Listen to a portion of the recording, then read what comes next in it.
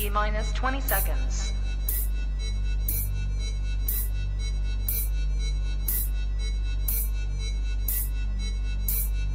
10, 9, 8, 7, 6, 5, 4, 3, 2, 1, 0.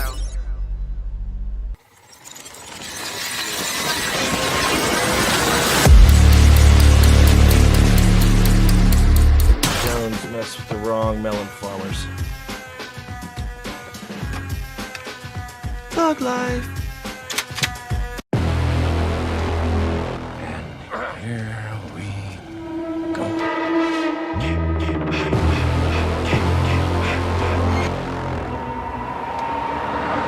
I prayed that he would burn in hell, but in my heart, I knew that hell would not have him.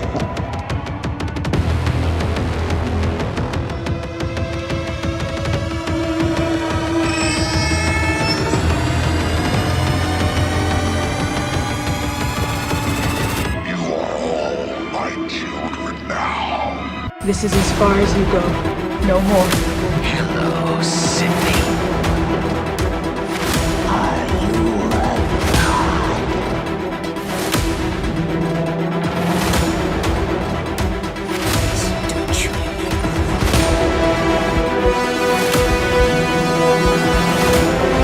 God damn you.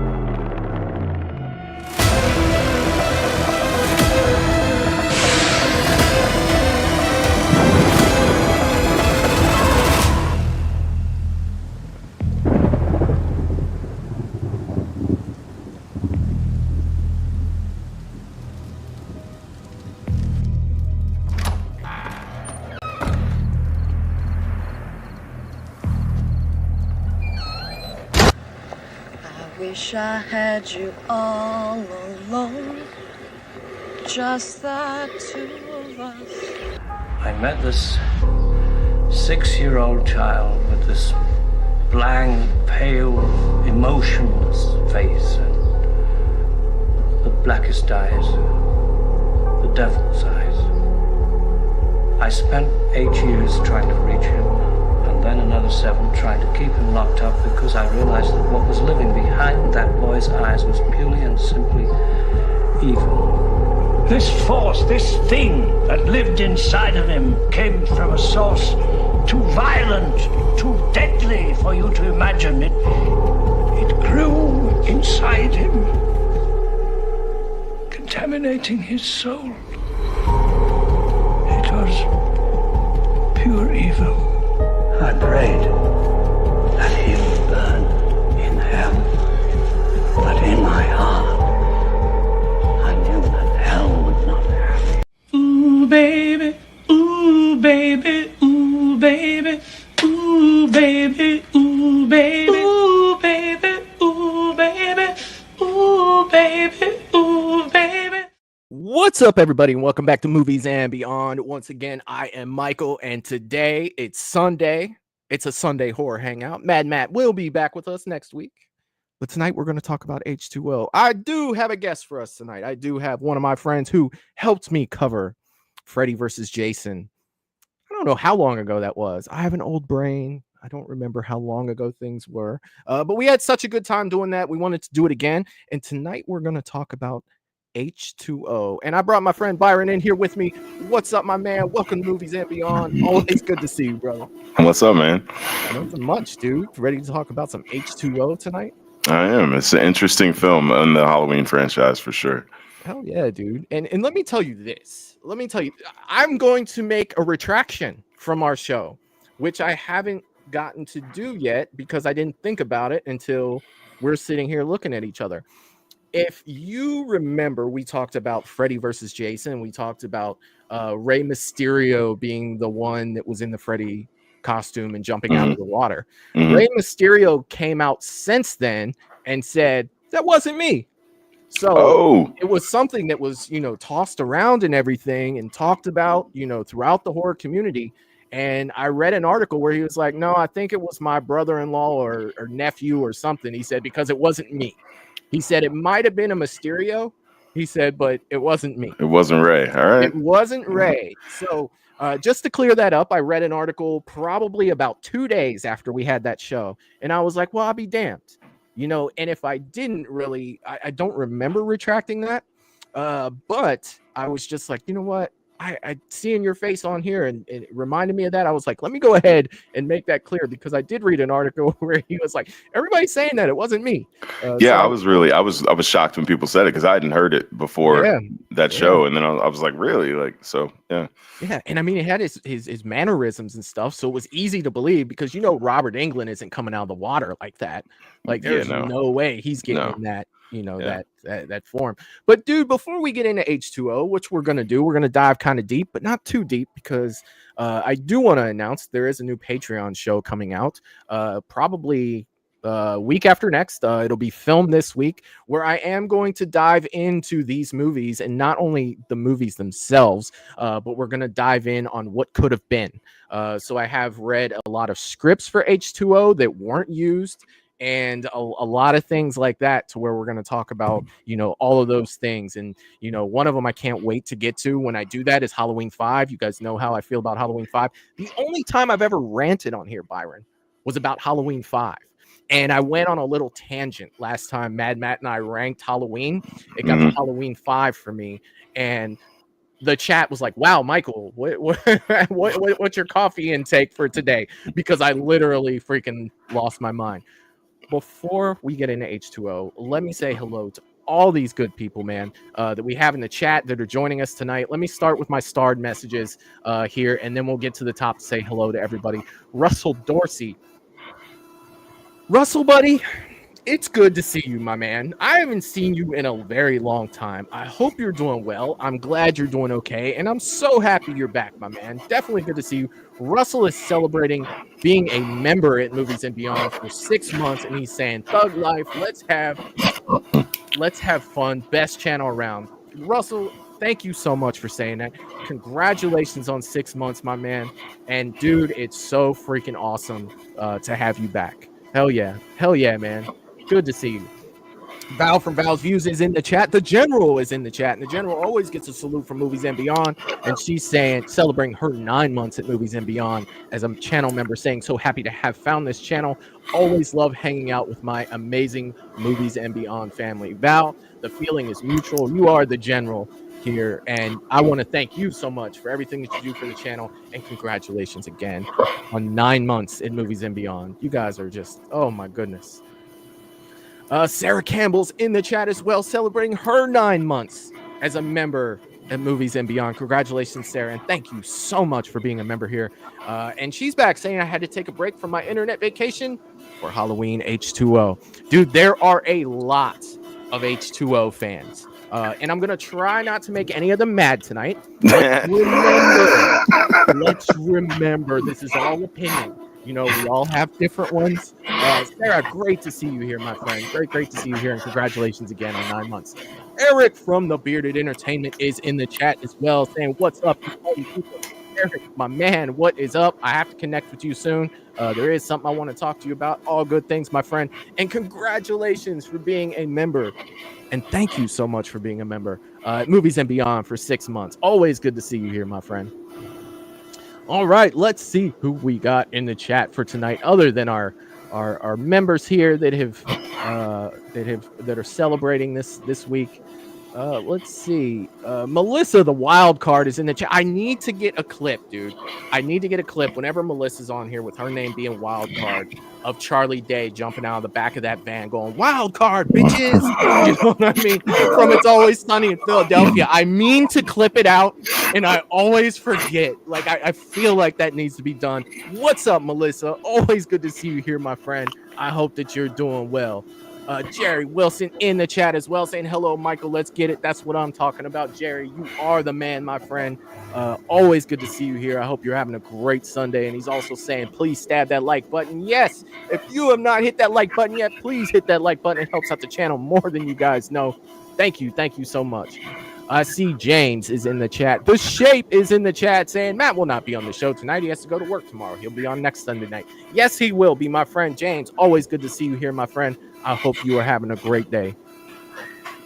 Let's see who else we got. Let's see. Paula is in the chat saying hello to everyone. What's up, Paula? I hope you're doing well. If you haven't checked out Paula's channel yet, go over and do so. She makes shorts every single day, and they are awesome. Paula, keep doing what you're doing. Always good to see you here, my friend. I see Michael's in the chat as well saying hello all. What's up, Michael? I hope you're having a great day, my friend. And I know I already said what's up to this guy, but I missed reading these intros that he always leaves. So I'm going to go ahead and throw this up here.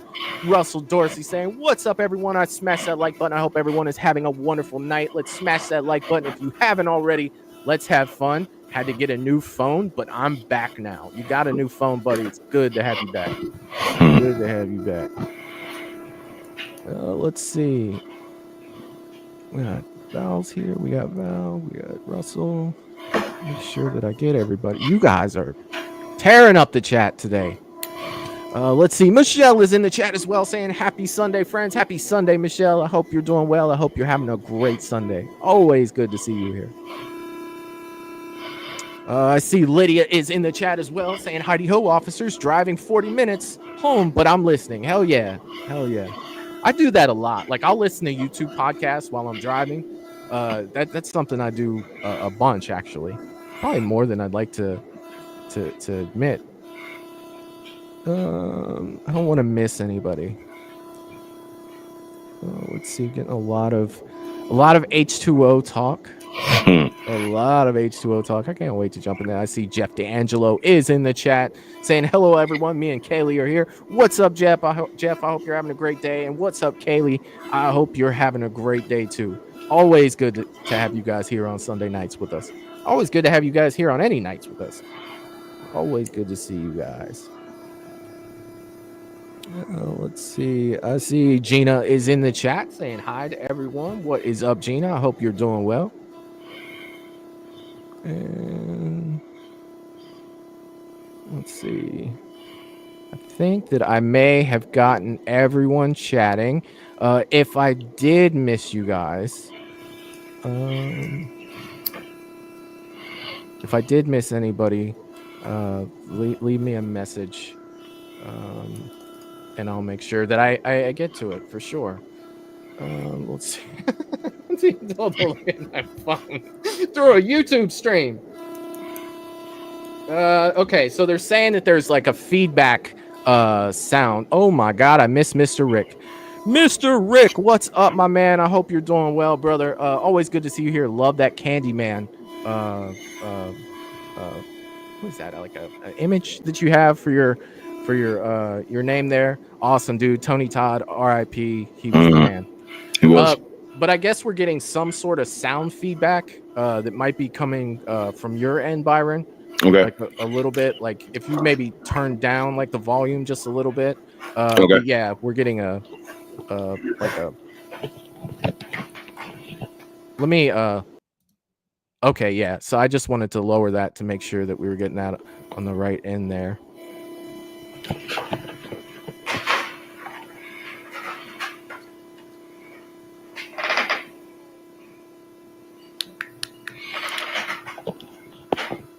How's that? Yeah, I don't really hear it as much. Let us know in the chat if that's gotten better. I don't hear it as much. I didn't even really notice it too well. I do hear it a little bit. I'm not really sure what that is. It's like a Because we didn't have it when we were backstage. I wonder what that is. No. That is kind of. But now it seems to like I don't hear it now. It's like when you look up, I hear it. It's weird. It is weird. Really? Yeah. All right. Let me see what I can do. How is that? Yeah, I don't hear anything now.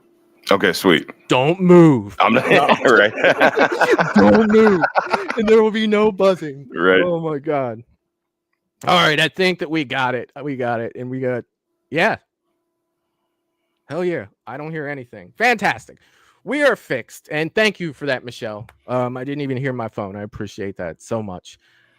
I think we're good. Mr. Rick, I had thrown this up here. I was saying how much I like H2O and the wall that broke down between Scream and Halloween. Yeah. And we're gonna kind of talk about, a little bit of a relation that movie has, a little bit of Russell said it's good, don't move. That's awesome. I'm trying, Russell. Jerry is saying, what's that bus that you have behind you? Oh, that's Max, my mummy. Oh, that's free. Dude, I think you might have had that on here last time, didn't you? Oh yeah, man. Max was here the first time. Oh yeah. Riding with me. Oh yeah, dude. That's sweet. All right. So the reason why we came here tonight, we're gonna jump into H2O. And there's a lot of things to be said about this movie. It was Halloween's 20th, anniversary. It was the movie that said, hey, we're coming back after 20 years.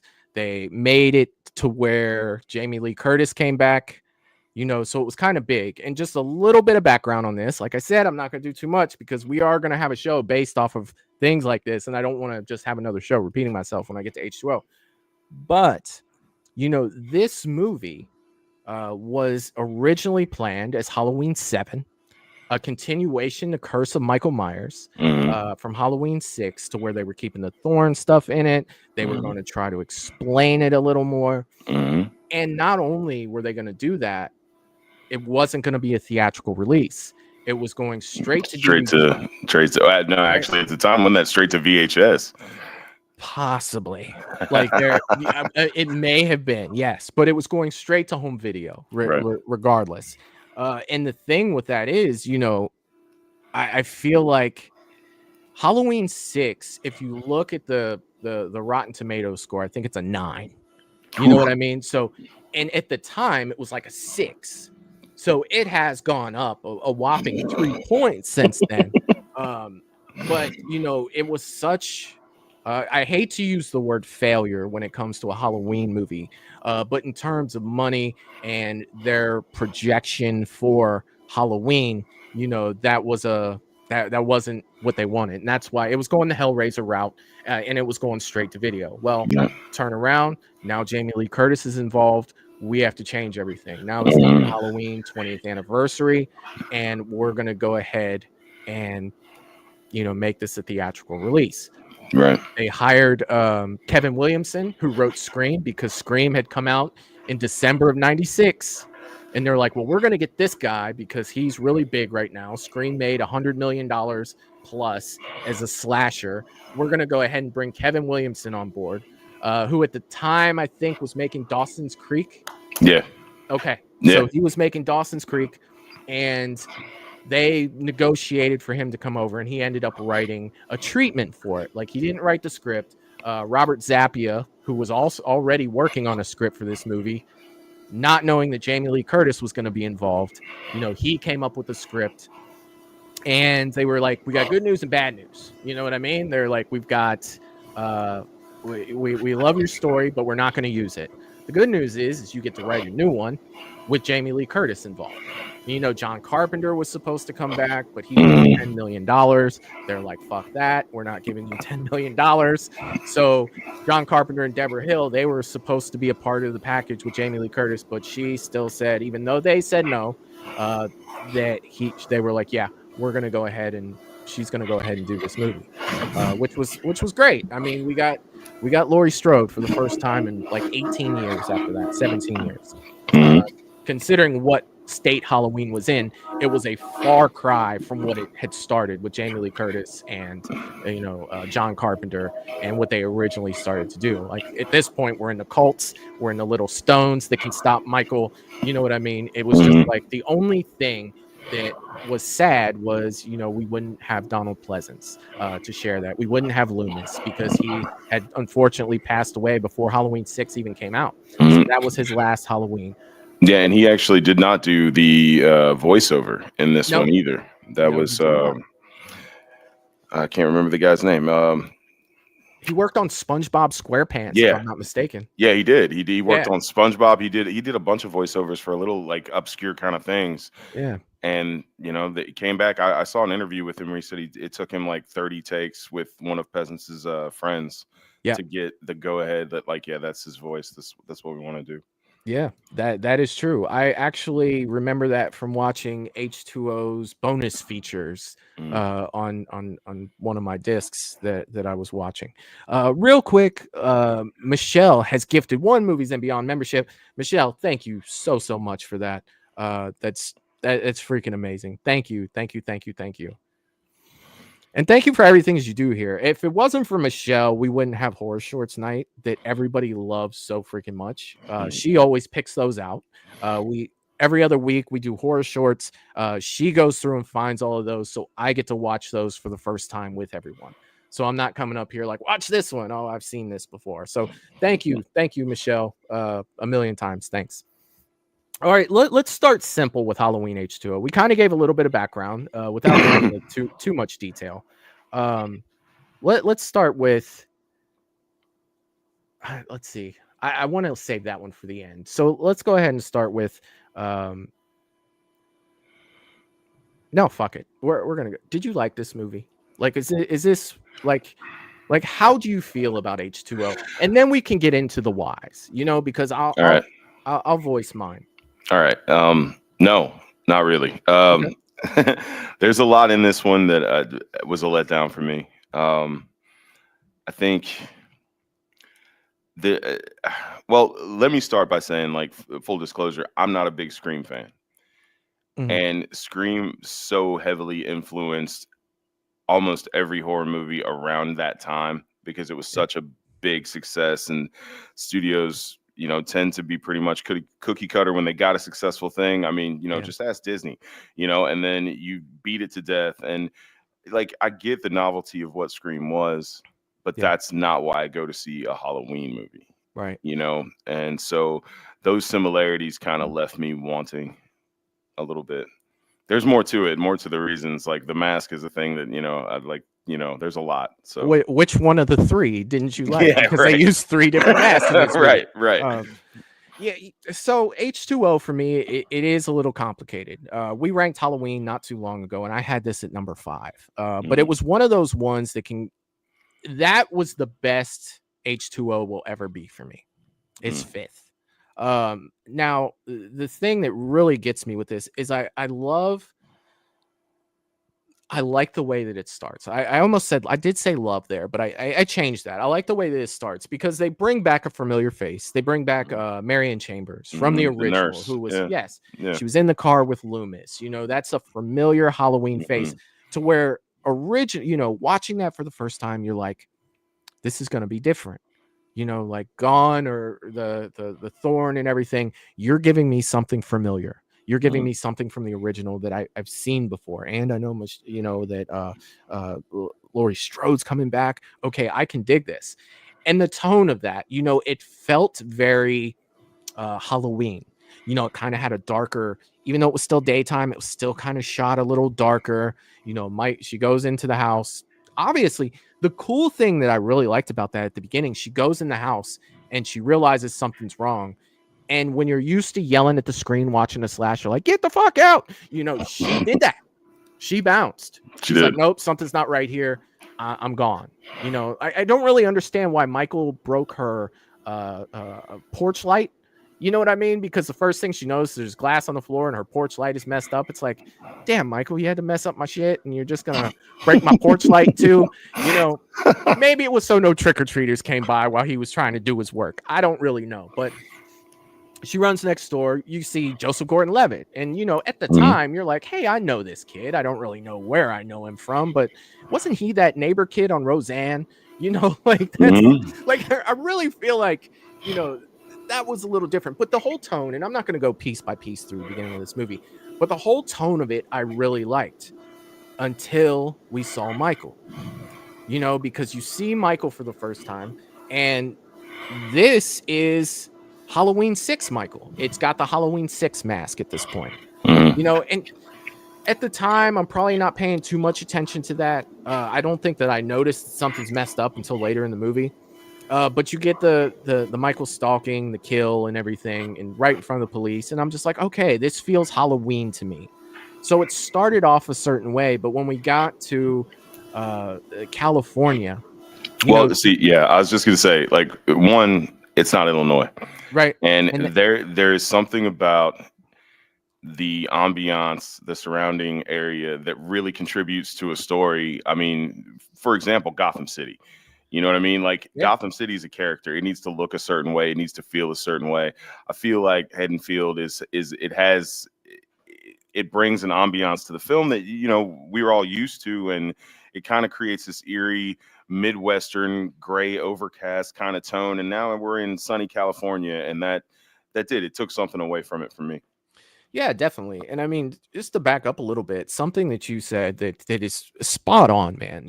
Location is a character in a film, Mm, especially when you're used to that. Like, look at just for other examples, you brought up Gotham. I'll keep it horror, like Freddy's Boiler Room.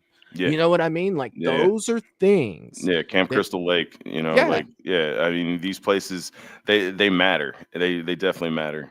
they do. And they went outside of that, and I will give them credit for let's try something new. Which That's really the only credit I can give to Jason Takes Manhattan. You know what I mean? At that point is we tried something. I get it. You tried something. It may not have worked, but we did that. but You we know what did I it. mean?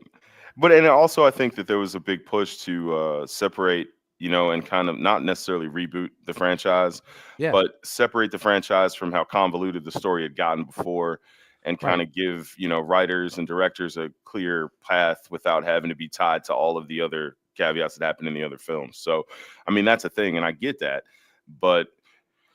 Uh, I mean, do the Pacific Northwest, do somewhere grayer. If it's me, I'd Something want that to. feels Halloween. Yeah, something nothing about the sunny, streets and because like I think it was like 20 minutes outside of Hollywood is where they shot the street scenes, where she confronts Josh Hartnett on the street, from Yeah. skipping school and all that. And it's like, it looked like California, felt like California. And that's a weird, I mean, it was supposed to be, but it's just it took me out of it for a little bit. Very clean. Like Hmm. everything was very clean. Like, you go back to the original Halloween. Yes, that was filmed in California. Hmm. But they were able to film it in a way that made you feel like it was Haddonfield. Hmm. Now, there are parts where it's like where Laurie's crossing the street to, meet up with Tommy Doyle. And if you really pay attention, you really want to nerd out about it, you can see a palm tree way in the back. Right. And yes, I have way too much time on my hand when it comes to Halloween. I see stuff like that. And, I will say something. But no movie is going to be perfect, especially a movie like Halloween made in 1978 on a budget of $300,000. But, we are to a point where we're 20 years later, and it wasn't trying to be something that it wasn't. But at the same time, when you have those roots in Halloween, that it just kind of pulls you out of that feeling. Like you lose that seasonal attachment, especially when Halloween 6, say what you want about it, because I clearly have, and I dislike that movie. The atmosphere of that movie, and that's what we're talking about here, is the atmosphere Mm. felt dead on. Mhm. It felt dead on Halloween. Like Yeah. you had the fall leaves, you had all of that stuff.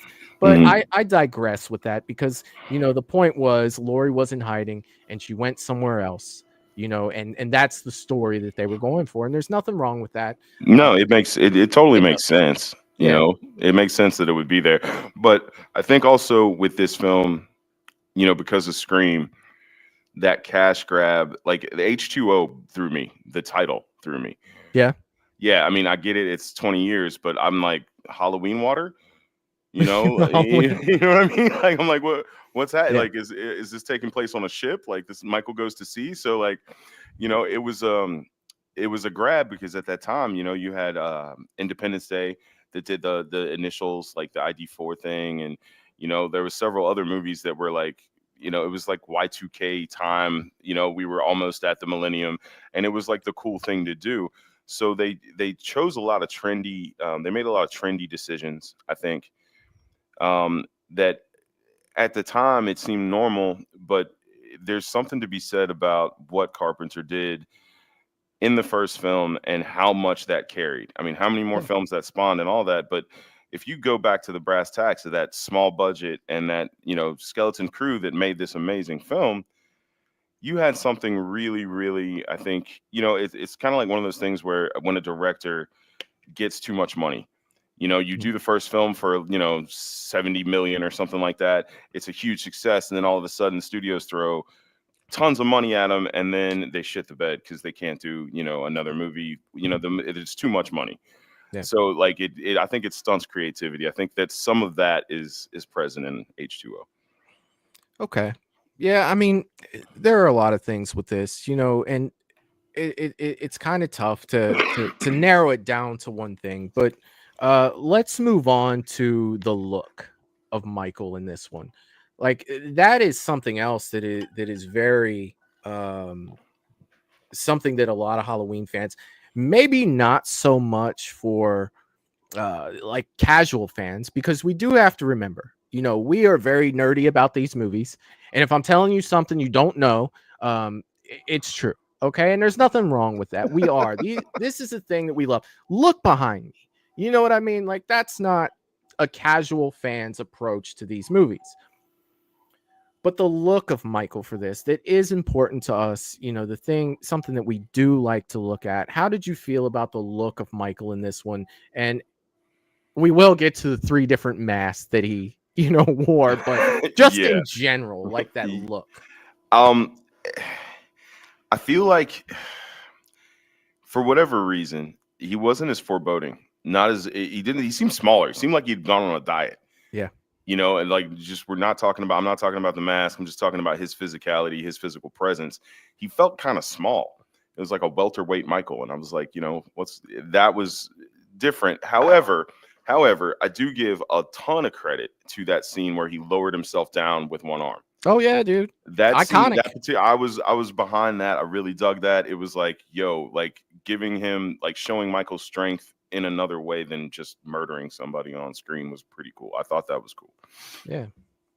Yeah, and for me, the biggest thing with his look was like this was the first Michael out of all of them that I felt like looking at. And one scene in particular that sticks out to me is when Laurie is having that, you don't really know if it's a hallucination or not, because she's interrupted by her boyfriend, who is the whatever he does at the school. Michael's walking towards her. And that's the first time I ever looked at Michael Myers and was like, I might be able to kick his ass. You know what I mean? Like before that, like Nick, Dick Warlock, hell, even God, I'm spacing the names right now. But all the Michaels leading up to them, you had I can't believe I'm spacing. You guys know how my memory is. Well, the other Michaels ahead of time. I'll just start screaming out 2 names here in a minute. I guarantee it. But the other Michaels, they had that presence. Whether I liked the movie or not, they were not that they were huge, but they were intimidating. And I didn't feel really intimidated by this Michael. Not as much, no. In the mere fact that you just constantly see his eyes in this movie. You're constantly seeing Michael's blue eyes in this movie, and it's just taking that out. It's taking me out of that, intimidation factor. Mm-hmm. You're leaving behind, even though you had it in the monologue at the beginning, the blackest eyes, the devil's eyes. It's like, no, they're blue. And you have shown them to me like 30 times in this movie. And you think about the iconic scene that it was in this movie where Michael and Laurie are face to face for the first time in, 20 years of Halloween time. And Michael's eyes are right there. You You're know, talking and about at the door, like through the door. through the Yes, door after. the Yeah, doors yeah, close and they yeah, come face to yeah, face. yeah, yeah, Iconic, yeah. iconic. And it's just like, if he had that old mask, if his eyes were black, how Mhm. much more iconic that could have been. Terrifying that would have been, yeah. It's And I mean, oh, you know, to credit that, to give some credit to that scene, yeah, he pulls a Batman where she like grabs a gun. The camera switches away to Jamie Lee Curtis, and then it comes back, and then he's gone. well, that's And what he does. yeah, and I dug that. I dug that. It's like, yeah, that's what this should be, but it seems like every time now. This is real. I just found out that almost all of the up close shots of Michael were reshot. Cost the movie like $2 million at the last minute. So like it wasn't like, that's why there's three masks in this movie, because there's like the far away shots will be one mask, the original, and then these Shit, close not ups. even the original. It was Well, the not part yeah, two. right, and it's not even the right. Yeah, But so it feels to me like when they were pumping up to like give it a hip name, pull in LL Cool J to like, because apparently they did like some demographic test in the black community, really, really identified more with Halloween than with any other horror movie. That's why they went to LL to get yeah. somebody else to like jump into that. So it's like they're playing all these like angles that they've got, and it's like, but you've got the shape. You know what I mean? Like, I don't care if the title's Halloween 9, 10, 12. I don't care what you call it. Right. But, like, Michael better be Michael. Yeah. So it's kind of like a cart before the horse almost situation in this one. I think. Yeah, and that's I actually liked LL Cool J's character in this. It didn't bother. I liked LL. Well, if we ever get to Resurrection, we talk about Busta Rhymes' character. Maybe I'll change up the tone when it comes to that. But you're right. There was a lot going on in this movie. Mhm. There was. Yeah. Yeah.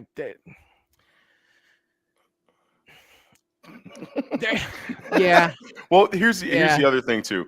For me, in a horror franchise, in any horror franchise, especially a slasher film, there've always been little like bylines of comedic stuff going on, especially in Friday the 13th. Not so much in or Nightmare on Elm Street rather. Not so much in Friday the 13th. Friday the 13th, he would, there were interesting kills, kind of funny. Like it made me chuckle, maybe because I'm a sick bastard, when he, bashed that person up against the tree in the sleeping bag. Yeah. One of the best kills of all time. Yeah, it just made me chuckle. But like while LL is great because he's LL, yeah, it just Halloween was never to me funny. It wasn't about funny. It was a dark. They really rode the line of just Loomis was an amazing character and brought a lot of depth, and a lot of like Donald Pleasance as an actor just brought a lot of gravity to this movie. Yeah. And these movies rather. And it does. It left me lacking in a lot of ways by injecting humor, the modern title, there are some really cool callbacks in this movie, though. I'm not just going to bash this movie for an hour because I can't. There's things in this movie that I really love, but I just feel like they really missed the most important, like they addressed the elephant in the room, man. Like, it's the shape. Get him right. And then, from there, let's have fun, but you got to get Michael right in this. To me, I'm having a hard time with it because to me, the shape hasn't been the shape since the original Halloween. Once he became the crazy older brother, you gave him motive, you gave him a personality, and he was no longer that force that was just a shape that had no rhyme or reason or anything. Mhm. So this, dude, there are so many things with this that I would have changed, but there's something that, through having conversations with a lot of people, with a lot of people who like this movie, because I have a lot of friends who love Halloween H20, and there's nothing wrong with that. I just feel like I noticed too that there's a generational gap between us. This was a lot of people's first Halloween movie. So it was their introduction to Halloween. And there's this cool dude in a white mask, who's doing his thing. The picture looks clean. It looks like a Scream movie. It feels like a Scream movie. Hell, they're even watching Scream 2 in one of the scenes. They are. Yeah. You've got who was it at the end of the credits? Was it Creed? You've got Creed songs in this. You know what I mean? Gone are the days of John Carpenter's character. Fantastic score. And I mean, you know what I mean? Like, but see, that's another thing that I wanted to discuss is, Carpenter asking for that 10 million or whatever he asked for to direct this. I mean, that had something to do with the Weinstein Group, and those guys were nefarious for taking properties and being kind of shady with people, obviously. But Carpenter would have made this the movie that I wanted it to be. I have full confidence that had it been Carpenter and Jamie Lee Curtis, that those two alone could, because Jamie Lee had a lot to do with the direction of this film. She came back under the, in her contract, like creative control. She had some serious creative control over this movie because I think she really wanted to give the fans what they wanted. She really did. Yeah. But the little things that, where it's like, oh, this is a part of the times, it also dates the movie. You know what I mean? If you watch Halloween, the first Halloween, and watch H2O, Halloween H2O feels more dated to me than the original Halloween. Okay. I mean? I could see the direction you're looking at that from. I mean, like, well, I don't want to hear Creed on when the ending credits roll on Halloween. Yeah. And I mean, we talk about the atmosphere being a character in the movie, the tone being a character in the movie, the music, that's a character in the movie. And I've said this before on this show, and I haven't said it to you, but think about what Halloween would have been without the music. You know what I mean? Like, it brings it to life. Michael is not the same without the music and without Loomis. He's just not. He's not. A lot of people, when Halloween Ends came out, and there were a lot of people that were mad that Michael wasn't in it longer than he was, and the battle back for that was always, well, he had more screen time than he did in the original. Facts, truth, 100%. But you had Loomis. When Michael wasn't on screen, Loomis was telling you that he was how horrible he was. He was like Michael's fucking hype man, just standing there talking shit. Exactly. The whole time, like, this motherfucker's coming, this. And it's just like that. With this movie, that was gone. That was going to be nothing. We had been removed from that type of Halloween to a degree. I give Jamie Lee Curtis credit though. She did play the distraught, like, hiding mom trying to keep it together really well, but it's Jamie Lee Curtis. She's amazing, right? So she did a decent job of doing that, but you cannot replace Dr. Loomis. You can't. Like, that, his tone and his hysteria, he had like this hysteria about Michael that was infectious. Where it was an obsession. Yeah, the obsession almost, and then the panic too, like where he's gone and like he's freaking out, and it's like, yo, he's really he's really, really, really amped about this. It kind of elevates the tone of the movie when it's not a kill scene or it's not a stalking scene, where it could be broad daylight and he's sitting somewhere in a hospital or whatever, and he's just giving you this like, yeah, it's coming, and it's almost like the Jaws music when he's on screen. You know what I mean? Yeah. Jerry came through with George Wilbur. Yes, it was George P. Wilbur, and the other one was Don Shanks in Halloween 5. Those came to me. Thanks for that, Jerry. Let me catch up on these comments for a second, Byron. We've been going for a minute. James is saying no one knows what it's like to be the bad man behind blue eye. Yeah, I know, James. Michael, 100%.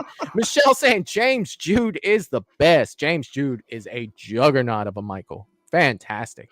I love James Jude Courtney as Michael. Russell saying Michael Myers stalks. Yes, he does. Let's see. Russell's also saying LL Cool J is great in H2O and Deep Blue Sea. I like LL as an actor. I love LL as an actor. I do. But I think he has something in his contract where he can't die. I will tell you something though.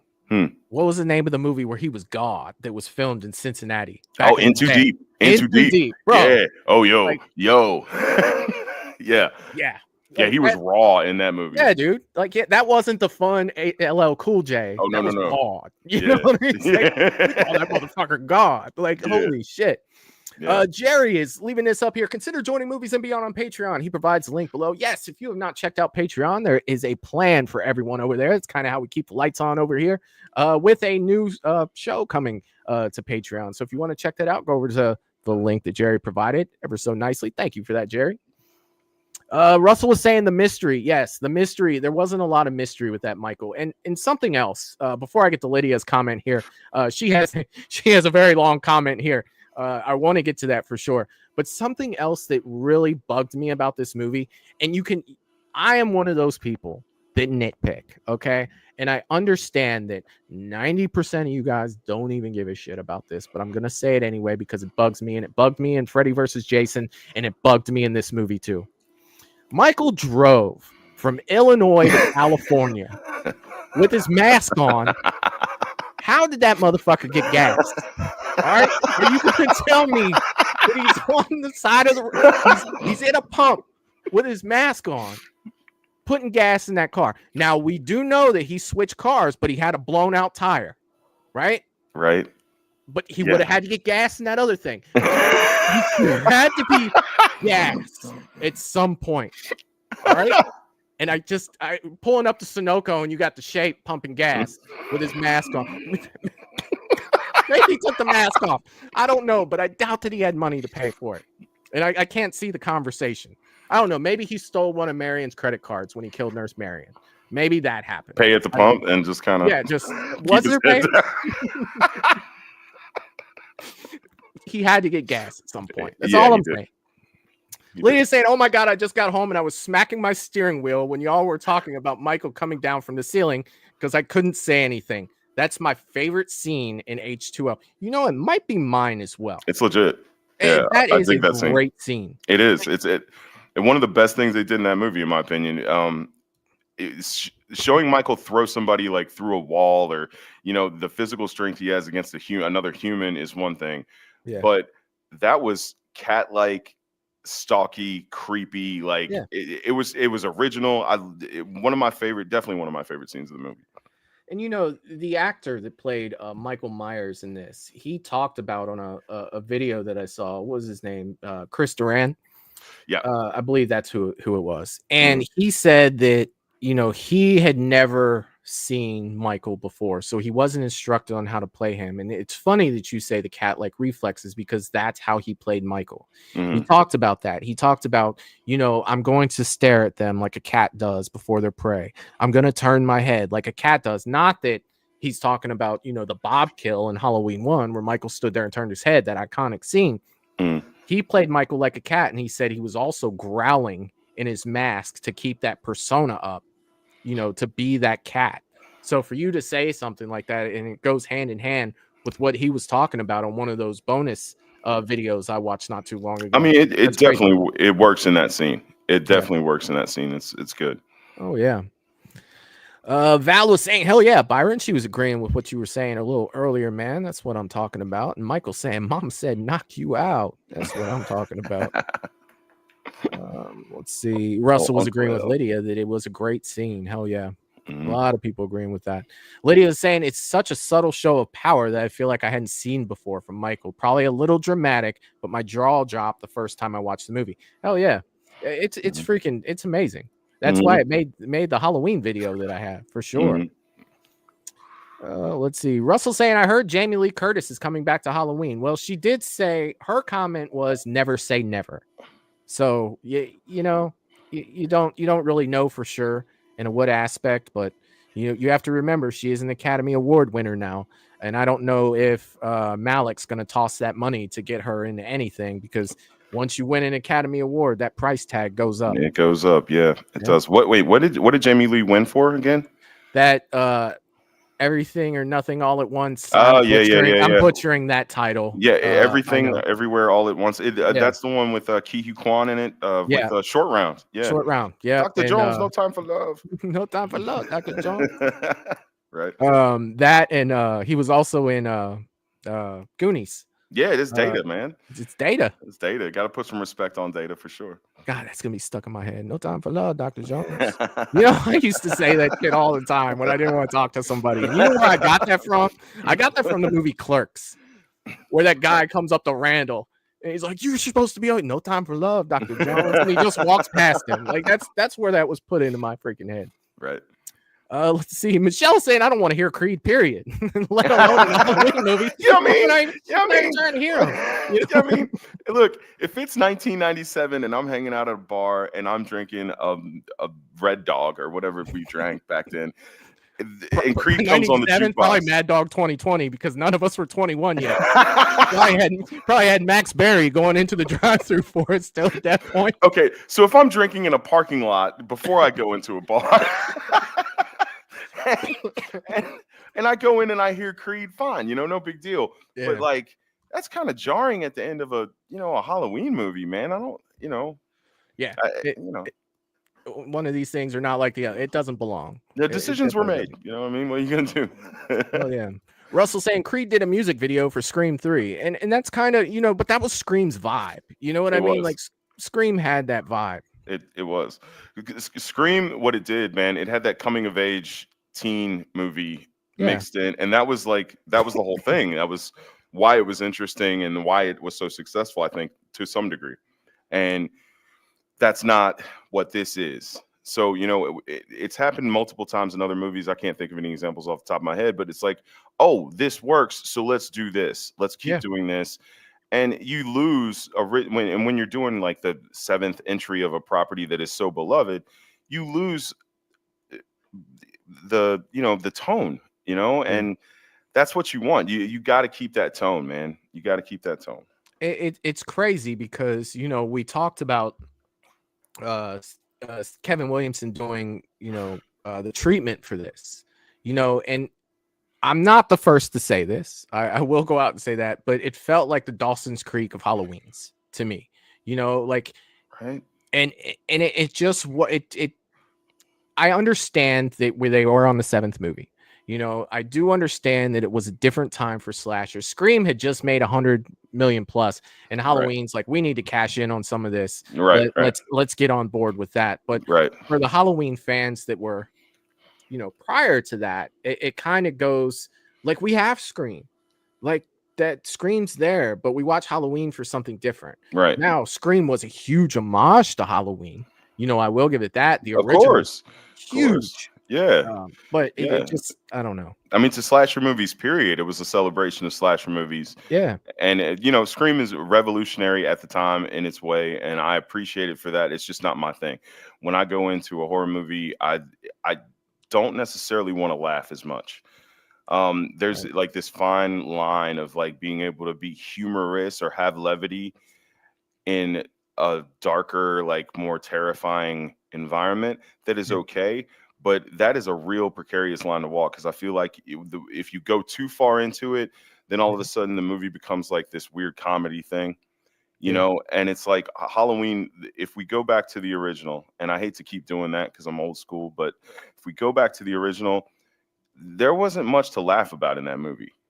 Not a whole lot. Yeah. There wasn't much levity. The levity in that movie kind of came from Jamie Lee Curtis's charisma and her being like kind of bubbly and fun and light. And it was fun to watch her character, but not punchlines. You know what I mean? Nobody was cracking jokes, really. Yeah. And in this one, there were some, like LL reading smut to his wife, and you know what I mean? Like, it was very like, oh, this is funny. And don't get me wrong, I think that's great. I just don't think it's great for a Halloween movie. Yeah, I agree. I agree. Yeah, I'm sorry. Like, now I feel bad because I'm just bashing this movie. And that's not the point. You know what I mean? Because I promise you guys, I have some good stuff to get to. I do promise that. I know the H20 fans are gone a long time ago. They're like, fuck these two assholes. I'm fucking out. You know what I mean? We've done lost them at this point. I promise you guys got some good stuff coming up. Don't give up on us yet. Val saying H20 tried to do what Halloween 2018 accomplished. I got you. That's fair. I mean, and then, to be fair, to be like Halloween 3, you know what I mean? Season of the Witch, Yeah. What? You know, I love that movie. A lot of people do. I A do. I lot of love that people do. movie, but I don't like. You could have called that anything else. You know what I mean? It didn't like. You could have just called it Season of the Witch and took out the Yeah, Halloween you 3 could have part. called it Season of the Witch should have been, and Yeah. I would have loved that movie as it is. And like, Yeah. so, you know, whatever happened along the way after Halloween 2, things got kind of interesting with, you know, property rights, who's writing these things, John Carpenter's involvement, all of that. You know what I mean? And it does. Yeah. It changes things. Yeah. Well, you know, there's a lot to, and I'll talk about it too on that show because Mhm. I always mess up his name. Yablans. He was out of it at that point. You Mhm. know, he was out of it after the first one. You Mhm. know, and a Mhm. lot of things happened, and that's why you had that gap in Mhm. time before Halloween 4 came out. You Mhm. know, they missed the 80s. You know, Mhm. they got the very beginning of it, you know, and then the very end of it, you know, Mhm. with Halloween. So, Mhm. hell yeah. Q from Q's Reviews is in the chat. The Duke is in the chat. What is up, my man? I hope you're doing well, Q. Good to see you, my friend. I ain't seen you in a minute. We definitely have to catch up soon, man. Definitely have to catch up. Q played the Duke, Creighton Duke, in Peter Anthony's Roseblood film, a Friday the 13th continuation of Part 7. He Nice. killed it. You did the Duke right, my man. Always good to see you here, brother.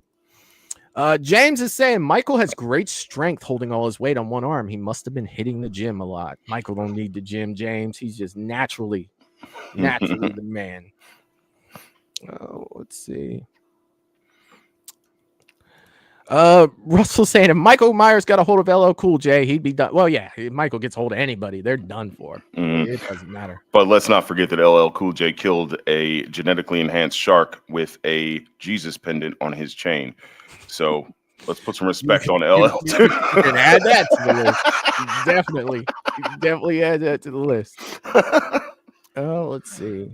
James said he didn't drive. He took a plane. I don't know, James. He came up with that car. I'm telling you. Getting Michael Myers and TSA is a whole, like, yeah.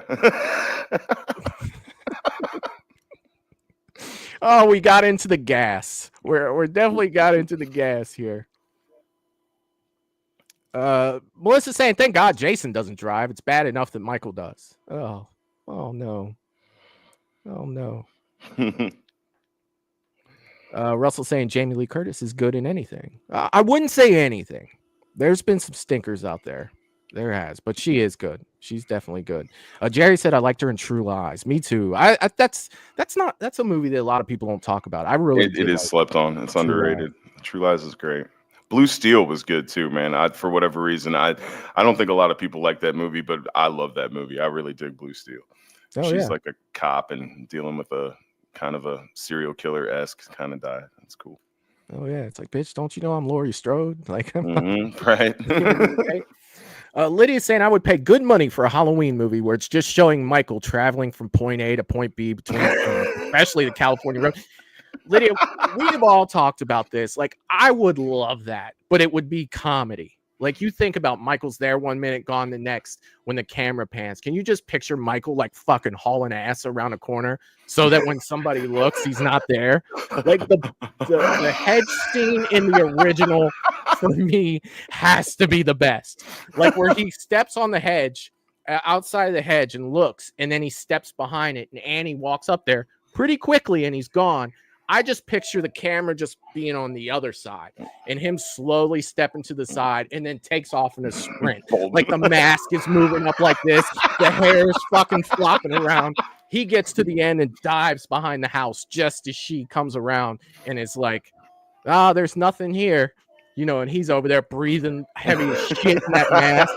Like, I see it. Yes, I would love to see that as well. Not we can make it. That would be fucking hilarious. All right. So we're caught up, dude. Let's talk about what we do like about this. And one thing, I'll lead this part off because this is something that I really enjoyed about this movie. And it comes towards the end. It's the showdown between Laurie and Michael. Laurie has sent her kids off. She grabs the axe. You know, she's broken the panel already with a rock so he can't get out. And all of a sudden, in that sense, the hunted becomes the hunter. You know what I mean? Because at that point, she's hunting Michael. He's not looking for her at this point. She's looking for him. She's got that axe. You get that score that comes in, whether you like it or not. I don't mind the main score for it. It is a little like orchestra, but that's okay. I don't mind it. And you hear her scream. Michael is that familiar song comes on, and she's got this axe. And again, man, looking at that, she's no longer the hunted. She's the hunter. And that just so much, I like that so much because she's finally said, fuck it. I'm tired of running from this motherfucker. Like we're going to end this here now. Either I'm going to die or he's going to die. So she pretty much sacked up at that point and said, let's fucking do this. And I fucking love that sequence. I love that sequence of that movie. So when we talked earlier about, the favorite part of him lowering himself down, yes, that was fantastic. But I put this scene up against that too because it's just so fucking good to me. Like it got that feeling to where it's like it's nighttime. You've taken away all the shininess of this movie at this point. Now I can focus on Laurie with this fucking big ass axe, and she's hunting Michael at this point. He's no longer hunting her. And Jamie Lee Curtis is fierce enough to pull that off. Yeah, where man. You believe it. You know what I mean? It's like, nah, she's had enough, and that was cool. It's almost akin to Sigourney Weaver. And the alien queen, like, get away from her, you bitch, kind of like it is kind of that kind of moment. And I love that. Yeah, it was great. There's a lot to like in this movie, despite what I've said so far in today. Despite the direction this started with. Let's go ahead and even this out for a 50-50 for everyone to make sure that they know. Like, I don't hate the look, when we ranked it, it was my number 5. All right. Right. So right. I can't hate it, because I don't, but there are things. I mean, I dig Joseph Gordon-Levitt being in it just because I dig him. Even though he's in it for a very short period of time, I think he's great. Josh Hartnett is also, a thing. He was very unknown at the time, but obviously went on to do some really great things and return to form in the genre in M. Night Shyamalan's new flick. But you talking about Trap? Yeah. You like that movie? I do because of it's subversive is the way I saw it. Everybody's waiting for the twist. There is no twist, and that's kind of the twist. That's the way I saw it. I was like, okay, I've only watched it once. I'll have to give it another go because M. Night movies, like there are several M. Night movies where I'm like the first time around just ain't enough. Like I gotta give them a couple of rewatches before I really come to a conclusion on it. Hell yeah, man. Oh yeah. I saw it once. That was good enough for me. I have my opinion. I'm done. Don't get me wrong though. Josh Hartnett is probably in one of my favorite movies ever. Not my favorite movie, but one of top 5. Pearl Harbor. I absolutely love the movie Pearl Harbor. He's in there. Oh yeah, absolutely. I was there when they were filming it. That movie's freaking fantastic. Are you serious? I love it. Love Pearl Harbor. Pearl Harbor. Ben Affleck. Pearl Harbor. And really? Kate Beckinsale. Yeah. And one of your favorite movies. Really? Love it, dude. Absolutely love Pearl Harbor. Fucking love it. Right on. But yeah, dude, 30 Days a Night, where he was in the vampire movie. Yeah, dude, that's legit. Ridiculous. I mean, well, and interestingly enough, like while this was being filmed, he was shooting The Faculty as well. Yeah. And I like The Faculty. I can go back and watch that movie, and I'm like, you know what? This is not bad. It's a pretty good movie. I dig that movie for what it was. But it was also more of that same Scream, map of how to make a movie. It was that teens in peril. I Know What You Did Last Summer, Urban Legends. Yeah, Urban Legends. There was a ton of that, just a ton of that came out at that time. And so, I'm not knocking. Some of them were good. So, that's the thing. But one of my high points for this movie, and this is kind of weird because it's not really like this is kind of behind the scenes stuff, but Jamie Lee Curtis's mom, help me out. Janet Leigh. Lee. Yes. Her being in the film and having the psycho car, in the film, like I'm a old school film head. I really love Hitchcock. I love what he did with camera angles and subtlety and creating an ambiance and all those things. So, that was really cool, but it's not really, a moment in the movie. It's just kind of like a little Easter egg. That's, it is. I dig it. It is. And you know, something she said at that too, when she did the bracket line, everyone's entitled to one good scare. Janet Leigh did deliver that line, but something else that she kind of said as well, she not kind of, but did say was, Miss Tate, if I could be maternal for a moment, it's her mom, like it's her mom. Yeah. And for her to deliver that line like that, it kind of gave me that, not that it blew my mind, but it was just kind of like, that's her mom. Right. That's the lady from freaking Psycho. And I will be honest with you, the first time I saw this movie, I didn't realize it was a lady from Psycho. I didn't either. It was later on that I realized that, to where it's just like, damn, that's fucking cool. It is. I enjoy Alfred Hitchcock stuff, but I love Psycho. You know what I mean? Like Alfred Hitchcock, I understand his place, and he did a lot of good stuff, but none of them resonate with me like Psycho did. Psycho, it doesn't get a lot of playtime on this channel, but I absolutely love it. I absolutely love that movie. There's a lot of things in Psycho that relate to modern slashers. That might be the first true kind of slasher film. I mean, his mom, and like you think about Norman Bates' relationship to his mom, think about Jason Voorhees and his mom. Yeah. You know what I mean? Like there's tie-ins there that are really, really interesting, and I find it fascinating. Well, they're opposites. Yeah. You know what I mean? Yeah. They're completely opposites. To whereas you look at the original Friday the 13th, because you can't really relate the two after the first one. No. She wasn't dressing like her son, but she became the killer. And dude, I totally see that, where the son was dead, but the mother, there's dude, interesting family dynamic there. Yeah. Well, definitely, man. I mean, Psycho inspired a lot. I mean, look at Dr. Loomis. He was named after Sam Loomis in freaking Psycho. Right. Psycho is dude. Like, I know that a lot of people give credit to Peeping Tom as being like the first slasher, but I feel like, to me, it's Psycho. If it comes down to facts and you can prove that, fine. I'm sure that your facts are right, but to me, like, it, in my mind, it all comes from Psycho. I would have to agree too. I mean, and not to mention that shower scene is so iconic and has been redone in slasher films so many times since, or variations of that. Like, that scene really shook people up back then. I mean, because back in the day, you weren't seeing that kind of stuff on film very often, or if at all. So, I mean, revolutionary film. The homage to it in this, really solid, really cool. Well, I mean, even that, like, how many times as a kid, whenever somebody would talk about like somebody getting, it was always people were making that ring sound, and that comes from Psycho. That comes, what I mean? Like, all of the movies that we watch that imitated or make fun of it, the shower curtain in the shadow, like, it's so freaking iconic, dude. Yes, it is. Yes. But Janet Leigh showing up there, for slasher fans in general, that was a treat. Not only was it, I wonder if Jamie Lee's like, Mom, can you show up in my Halloween movie? Or, like, you have no idea how that came to be, because I'm sure she was happy to do it. And not only are you going to get to be in Halloween, Janet Leigh, guess what? We're going to bring your car too. And this is going to be like one of the things to look at that are so fucking cool about this.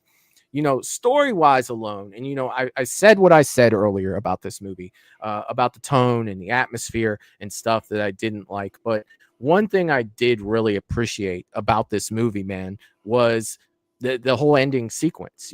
If this was the last Halloween movie and it ended with this, and you get that scene of Laurie cutting Michael's head off, and you get that old school score for a quick second. You get that, you know what I mean? And it goes into the original theme. I was okay with that. I was okay with her getting the revenge that she needed to end it. And I'm not even, we're going to pretend resurrection doesn't exist right now. All right, we're gonna pretend that because I have a whole nother spiel about, Michael taking off his clothes, with his mask still on, putting on the other guy's clothes, and then putting his, I have a whole thing on that. We'll save that for one day where we're like, hey man, you want to talk about resurrection, and you guys want to talk about a blasting stream. I would try to find someone that could come on here with us that loves it, and I wouldn't want to make them feel bad. But I would just love to see their take on a lot of these things. Before we get to your comments, talking about the end, because I really want to get into this, let me catch up on the chat because we have a lot of great people in here, man, and they're saying a lot of great things. Let me get caught up here. Oh my God, I'm so far behind. I'm sorry. Lydia did throw this up saying you can follow Michael and Movies and Beyond on Instagram, and she promotes my Instagram right there. Yeah, follow on Instagram. And that's the current way that I'm using to reach out to me outside of the YouTube platform. Instagram's the easiest way for sure. Val is saying that was my favorite part, Michael, when Laurie went on the hunt. Yes, it was like a change of tone. The hunted then becomes the hunter. The hunter, it reminded me a lot of like and this is a more recent movie that I feel like did this very well, was the movie Prey. Like if you watching the movie Prey, you watch her going from being the hunted to the hunter, and I really like that dynamic. Like that was something that I really enjoyed. Agreed. Russell is saying Trap might have a part 2 the way they ended it. Yeah, like they might.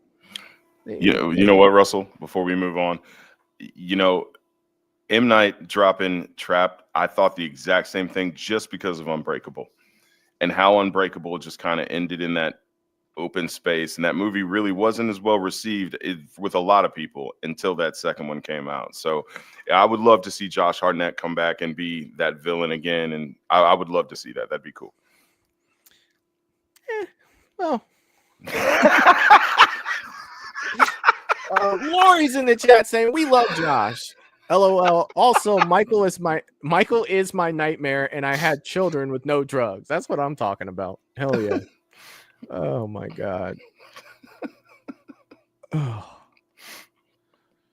Let me see. I'm sorry. I'm trying to catch up, you guys. Laurie was also saying any mom knows you do not get between a mom and kids, and that not only. Laurie, that's a very good point. Not only was she tired of being, the hunted to become the hunter, that had a lot to do with it too. Like it's, I'm going to be Mama Bear at this point, not just Mama Bear, but I'm also Laurie Strode again. Carrie Tate's gone, like I need to be Laurie Strode in this moment. And you know what, again, that similarity to the end of Aliens, man. Yeah. You know what I mean? Get away from her, you bitch. And she's holding Newt. And it's like, she wasn't holding Newt. She was telling the alien to get away from her. But it's just such a, that mother instinct kind of, I'm about to tear you up for my kids, for my babies. Yeah. It's a strong emotion. The great thing with, and I won't go on too long about Aliens because I absolutely love it. The great thing about Newt and Ellen Ripley, in that movie was they needed each other. Newt's family was gone. And Ellen's family was gone because she slept all the way up to the point where her daughter was like aged out and died. Yeah. You know what I mean? Yeah. So they definitely needed each other at that moment for sure. That's solid. James saying Haddonfield has a horrible police department. They couldn't catch a cold, let alone Michael Myers. You are not lying, James. And I'm going to tell you something. The amount of times that Michael has wiped out that police force at this point. In Halloween 4, he decimates them. In Halloween 5, him and the Man in Black, he decimates the whole police station. Like they need to seriously reconsider how they do that stuff. Like, man, but who is signing up to be a cop in Haydenfield, Illinois? You know what I've always said, and I'm going to tell the truth here. All right, I'm going to tell the truth. Could you imagine if you were a realtor in Haddonfield? You're trying to sell a house. I'm selling you a house right now. Oh, this is a very cheap house for what we're getting. Yeah. So full disclosure, I have to tell you, every Halloween, you have a chance of being murdered by a guy in a white mask. Now, there are X amount of people in this city, so the odds aren't that great, but just be aware on Halloween, this guy comes back because that's what he does, with a butcher Right. knife, and he kills a few people. So Right. if you're here around Halloween time, it might be a perfect time to take a vacation, maybe a few days before, come back a few days after. But otherwise, Haddonfield's fantastic. But I've always thought that, like, try to sell a house in Haddonfield. You know what I mean? Like, it's like trying to sell a cabin at Camp Crystal Lake. There is a chance this guy in his hockey mask might show up and destroy everything. Like, Right. from what I understand, he's at the bottom of the lake right now, but how long is that going to last? You know what I mean? Like, there's so much with that. I absolutely love thinking about that stuff.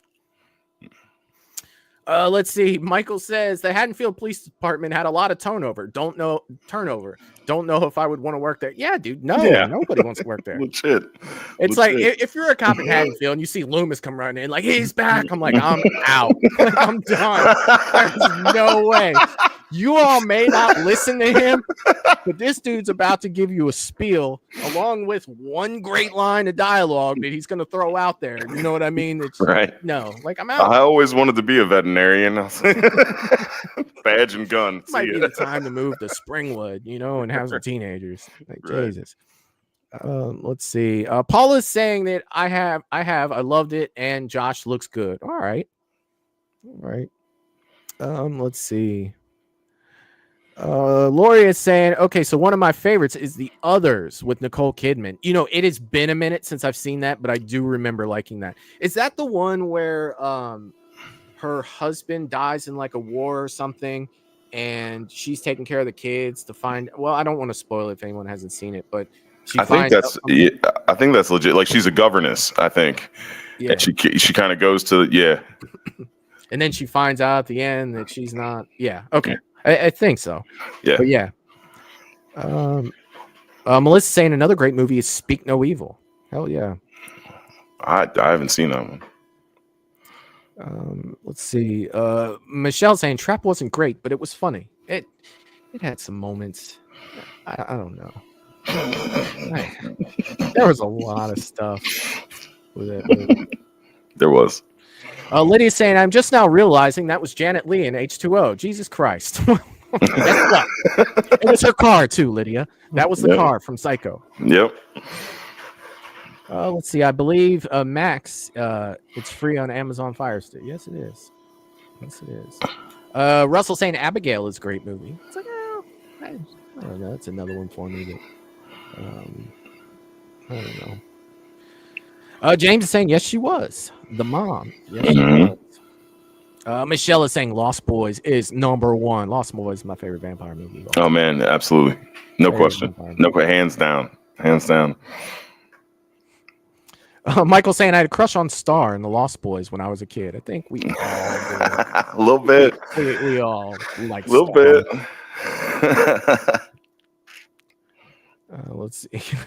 Michelle, everyone did. Yeah. We all did. Yeah. Star I just saw recently that that really greased up, like, muscular guy that was playing the saxophone at the concert. Yeah. That he was doing a show recently somewhere, and I really seriously considered going. He does horror conventions as well. He brings his fucking saxophone and everything. It's fucking Really? hilarious. Yeah. Oh man. Fucking hilarious. Yeah, it doesn't get much better than Lost Boys. Sax Matter of guy. fact, there's a dog sitting over there in the living room named Nanook. Yeah, the husky. Yeah, he's a husky. Val is saying the reason the car and Janet Leigh were in H2O was because the OG is very Psycho influenced. Hell yeah. Yeah. Oh yeah. Yeah, it was. And that was kind of where I got so excited with some of the, like, H2O teased me in a lot of ways where I was like, oh, it's gonna, but it just never quite came through with that. You know what I mean? It was next thing you know, like, there's a Creed song or there's like some rock riff playing and they're walking through the high school, and it took me right out of it. It's hard. You know something else too, and we'll definitely get to your favorite parts here in a second, but I don't want to forget this point. There wasn't a lot of memorable dialogue in this movie either. You know what I mean? Like, usually you have the man, I love this line, man, I love that line. But with H2O, it's just kind of like, here it is. You know, memorable wise, I don't really. I mean, the only line I can think of is when Jamie Lee's, with that guy before he gets Halloween 2 with the knife and lift it up. Mhm. He's like, what do we do? And she's like, try to stay alive. And even that's just like, I can Yeah. take it or leave it. You know what But I mean? Like, it just, to be fair, I think some of the best lines in this whole franchise, do come from Loomis. I'm 100% right. So I'll debate anyone that. It's not coming from Michael. I can guarantee you that. Like, right. His absence is really felt in a big way in this one. I think, like, if Loomis was involved in this film, yeah. I think it would have been a very different movie. Oh, 100%. It would have had to been. Yeah. Yeah. Yeah. Oh, let's see. Mr. Rick is saying, what is your guys' thought about having Scream 2 and Scream had Halloween in it? Yeah. Yep. Scream Okay. did have Halloween in it. Yeah. It sure did. It did. So, I don't know. Michelle says, I definitely think there will be a trap too. All right. That's interesting. I've been kicking that idea around. Maybe M. Night does the Trap trilogy. Could be cool. Despite what Michael thinks. Here's the thing. Like, no, you know what? I'll sideline that. Because no, bro, let's talk about it. Why don't you like Trap? Like, I want to know.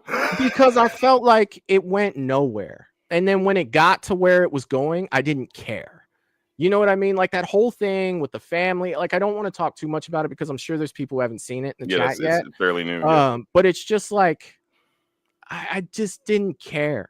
You know what I mean? Like, that was the biggest thing. And it just, I don't know, man. Like, I thought it started off good and it was interesting. And I was like, ooh, this is different. But then when it got there, it was just like, we are spending a lot of time in this house. You know what I mean? And it's just like, I got to be honest with you, man. I just didn't care. And, it was the same thing for me with some of these newer movies that come out, like even Abigail was like that for me. It got to a point where I just didn't care. Yeah. Now, I will say this about Abigail, something that I loved was the vampire at the end of that movie. I was like, that is obviously the motherfucker. You know what I mean? Like, I'm not fucking with that. Like, that's different from all this other stuff that we've seen through that movie. That's a damn vampire right there. And that thing will fucking destroy you. So Abigail did bring that in for me at the end, to where Abigail was like kind of putting her head down. Like, yeah, this motherfucker is going to fuck me up, too. I did like that. But, James is saying what made me go bonkers was when Lori threw all those knives and not one of them hit Michael. She did throw a lot of knives, James. When she pulled the drawer open and the knife. Yes, like, damn, man. Like, I probably would have hit him once or at least hit him with the handle. You know what I mean? Like, he wasn't that far away. You know what I mean? He wasn't. Nicked him. Yeah. Just something. Fuck. You know what I mean? Oh, fuck. Yeah, I kind of after that scene of the Jules Winfield walking around the corner and be like, I want you to acknowledge that we just experienced a fucking miracle here. Right. Oh, my God. Oh, okay. I think that we are pretty caught up. Russell throwing out the if this girl dies tonight, yes. Loomis always came through with the lines for Halloween. All right, man, for you, what was your favorite part of this movie? I'm not gonna lie and say this was easy. It's not if I had to say anything, it's the ending. I'm gonna have to agree with you there. There's lots of other things in the movie, like her mom being in it and the psycho car, the stuff like that I love. The fact that I do know this for a fact, Michael. I'm a chef, by the way, and Michael uses a Wusthof knife in this movie, which I thought was kind of cool because I've used Wusthof knives, so that's a thing. I used that same knife yesterday. Yeah, right. But if we're doing like real plot points, it's the end. I was really behind. I know that there was a split with the producers on this film at the end because there was one camp that really wanted to end it, and Michael's dead at the end of this movie. And there was another camp that was like, absolutely not. And so they had to come up with kind of a way of like he's dead and then bring him back and all that kind of stuff. But the ending of this movie, her just lopping his head off and him kind of begging, it felt like a lot of retribution for her. I just wish the build up to that had have been better, because it's like she's been terrorized for years by this. You know what I mean? So like seeing her just like nail him down like that was pretty dope. Yeah. And then Creed comes in. And then they end it with Creed. What is this life for? Or whatever the fucking words are. You know what I mean? Like no, I don't With need arms wide open. You know what, dude? We got to do it with arms wide open meme with Michael begging at the end, because he was doing that. Oh, like you could I could probably sync that pretty well too. Yeah. Arms wide open. Yeah. Like, oh, no, I don't even know the words. Like that's the only words that I know. With arms wide open, and there's something about like in the sun or some shit like that. Like, I don't know the words. I'm sorry. Creed was never my thing, man. No, like, it wasn't. But I tell you guys what, do you guys remember back in the 90s when like TBS and like stations like that would like have people host movies? So like, you know, like it would be a couple of famous people, they'd be sitting around and they'd be like, oh, we're watching this. So they would before the movie came on, they'd be there. Well, Scott Stapp, I believe is his name, is the lead singer of Creed, did that once and he was wasted. I'm talking schnookered. Like online, like he was schnookered. It was hilarious, worth a watch. If you haven't seen it, check it out. Man. Oh yeah, man. Shout out to Scott Stapp and Creed. Michael's saying my favorite part was Joseph Gordon-Levitt with the ice skate in his face. Brutal. Yeah, and you know, one thing that it kind of made me smile too in that is when he's in Marion's house looking around and he's slamming that stick on the floor. And he's just like, what's he say? I've been suspended 5 times for getting a little crazy with the stick. You know what I mean? It's like, bitch, this is Michael Myers. You're you a sophomore in high school? But had the presence of mind to open the fridge and snag a couple of beers. Well, he had an agenda when he went in there. You know what I mean? Like he had the agenda for sure. Yeah. For sure. Russell saying at least they didn't say it's raw. Imagine if Busta Rhymes said that to Michael Myers. It's raw. Like, yeah, definitely. Like, no, dude. Like when we get into Freddy, not talking about Krueger, talking about Freddy from Resurrection. I really don't even think I could dedicate an entire show to that. But I don't know. Maybe it's there. I don't know. James is saying I have a 14-inch Wusthof. Did I say that right? Knife. Yes. The thing is more like a sword than a knife. Mm-hmm. Yeah, they're pretty badass. Yeah.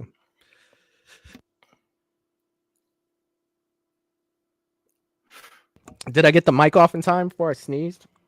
Oh my god. All right. Val is saying, damn it, Michael. Now I have that song stuck in my head. You are welcome. I mean, that's all I can really say is you are welcome. It's going to be a Creed type of night. It's going to be Creed. I guess so. Russell is saying Freddie Harris, Dangertainment. Yeah. Oh, God. I don't want to get into the Karate Kid kick. Michael back flipping out the window, hanging himself. Jesus. What a shit show of a movie.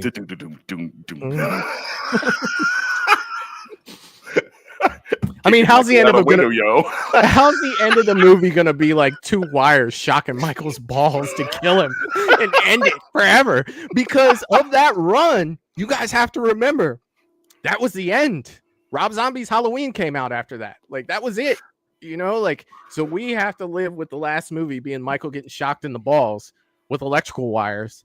From where John Carpenter started to the ball shocking. Trick or treat, motherfucker. You know what I mean? Like that's where we ended up.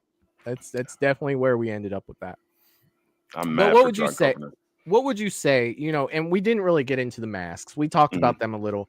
When you get into the CGI mask where he's standing there off to the side of the kid that turns and you look at him and he looks like, I don't even know how to describe what that looked. It looked like a Walmart version of a trick or treat mask that you could get for like $15, like not on sale either. Like if it was on sale, it'd be like $7.99.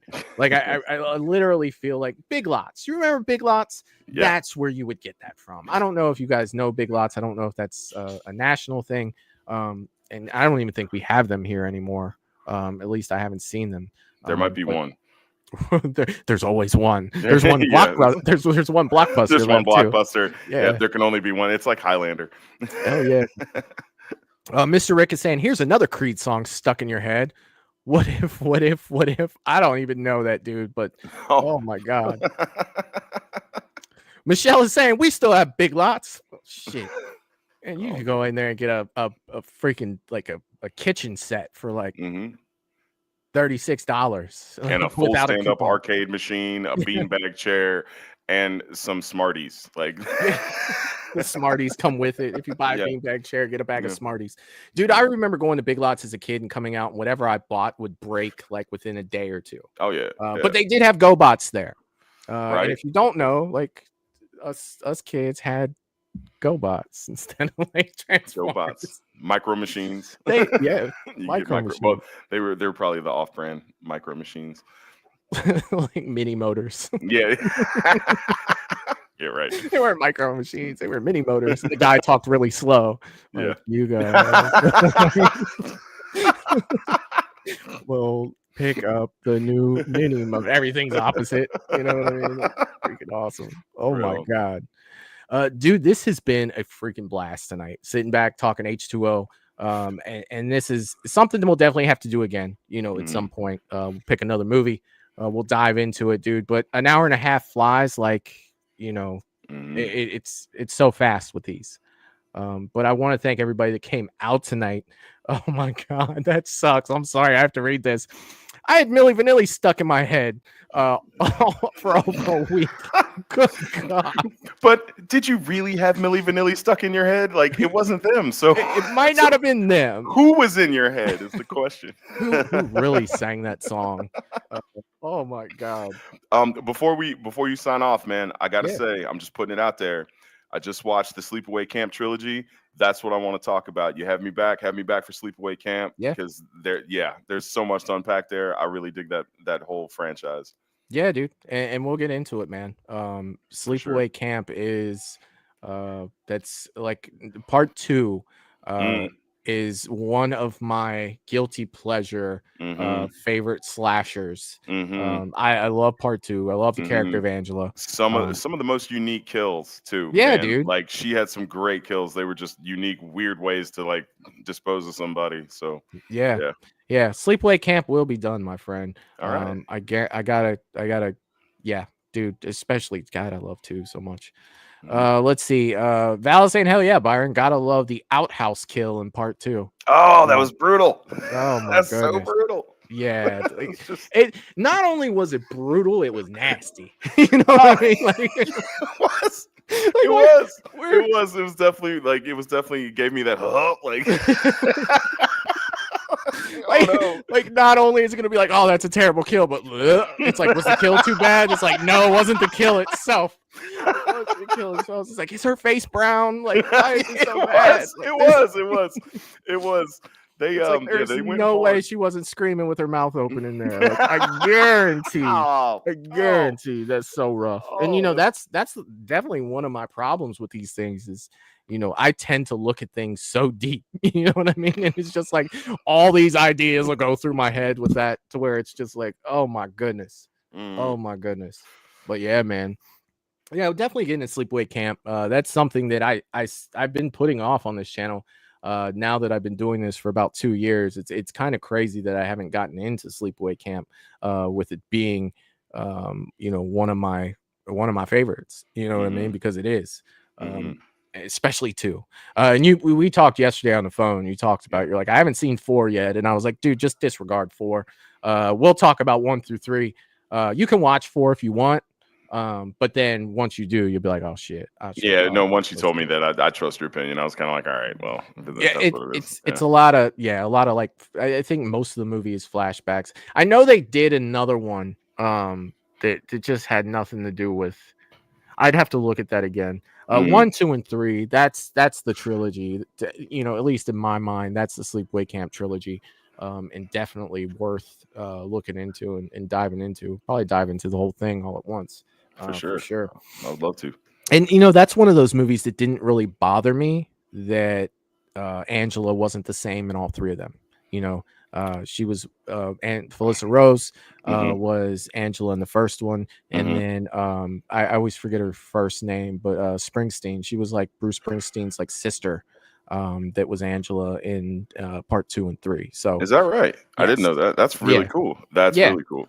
And I know she doesn't act anymore. I want to say she's like a realtor or like a photographer, maybe. She does something, you know, like that. She doesn't act anymore, but it would be great. It would be great to meet her once. Like, sorry, my sleepaway camp poster. That'd be freaking awesome. Right. Oh my god. All right. Well, with that being said, man, I'll talk to you backstage. We're at 1 hour and 35 minutes. I hope you guys had a blast tonight. I know I did. And with that being said, Byron, is there anything that you wanted to talk about before we got out of here, my friend? No, brother. Just thanks for having me, man. And just keep doing what you're doing. I love this. Dude. It's super fun, and I'm glad to be here. I'm be glad to come back. Hell yeah, man. And we'll do that. Well, I'll talk to you for a second backstage. For everybody else, it's been a blast tonight, and I will see you guys next time. Peace. Toodaloo, motherfucker. Hey.